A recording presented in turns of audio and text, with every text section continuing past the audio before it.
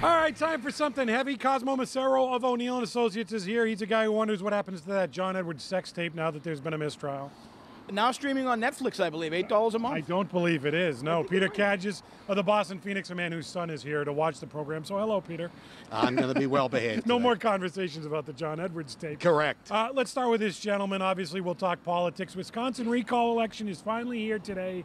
Why are we talking Wisconsin number one, Cosmo number two? What are you looking for in this thing? Well, I think if you mobilize the Republicans in Wisconsin for Governor Walker, then you've charged them up and mobilized them for Mitt Romney. So I think obviously Romney's looking closely at this to see where this goes. Certainly the swing state back and forth, who's going to win this. But you can charge up that electorate. It's going to be beneficial to Romney.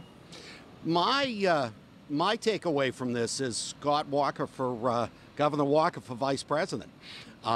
There will be a boomlet for him. He has an uncomfortable county-level investigation into his background. They don't know if there's anything there. This is very anticlimactic for me.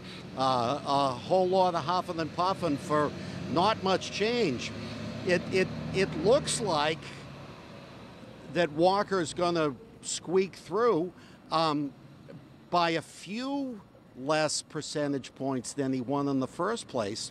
But I think the snapshot that Wisconsin leaves for the nation is that this conservative governor, at least, is still popular. Isn't the reality here, whoever wins, that side is going to make way more out of the result? Oh, of If Walker course. loses, it's the death of the Tea Party. If Walker wins, it should be the beginning of the end of unions, neither of which is going to be true.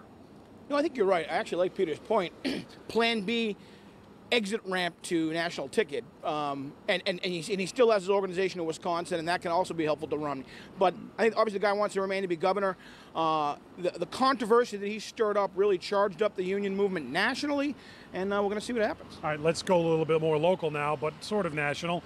Elizabeth Warren, she had a big weekend over the weekend. She got 95% of the vote at the convention. She's going to be unopposed for the Democratic primary. Actually had a well-known Republican say to me yesterday, you ought to stop talking about the Indian stuff because that's jumped the shark. Has it, Peter?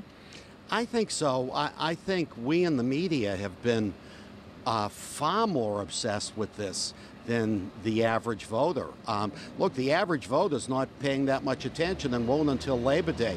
But I think this is going away. It'll pop up from time to time, but it has never been in people's minds the way some news organizations would have us think so. Is that true, and if so, why, Cosmo? It may have jumped the shark, but I think it has left its mark.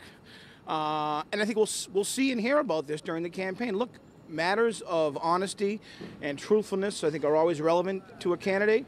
I think Senator Brown is going to make sure that people are reminded of this, and I think it'll come back to hurt. But isn't the legacy here that sometimes you can just sort of wait out a scandal, and even if you don't have an answer, eventually people just grow weary of it?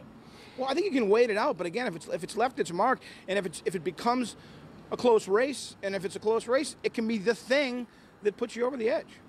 Quickly, we got a minute left. Let's talk about the governor who sort of helped bail Elizabeth Warren out here.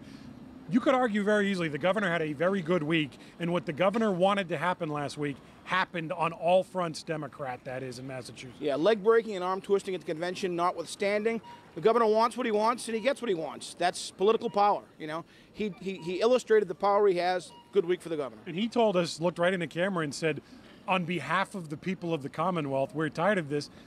In retrospect, it looks like the governor was speaking for the Commonwealth. I think the governor was right. The governor had a great week last week. And what's important here is not just what he said, but also part of Deval Patrick's success is the way in which he says it. His sort of, unflappable, non-hysterical way of delivering a message is in stark contrast to what most people watch on television or hear on radio. Let me just say in final here, I mean, I don't think we can, the governor speaks for the Commonwealth just because the media is tiring of a story.